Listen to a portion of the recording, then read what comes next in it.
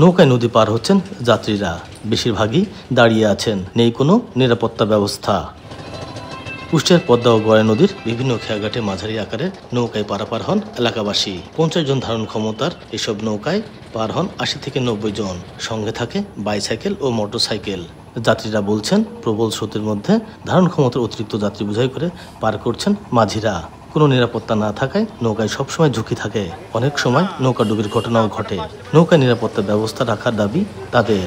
নৌকাতে চলার কথা 40 জন বা 50 জন, সেখানে আমরা অধিক 80 থেকে 100 জন বা তারও বেশি অনেক সময় থাকে। স্কুল কলেজে ছেলেমেয়েরা যায়, খুব কষ্ট করে যায়।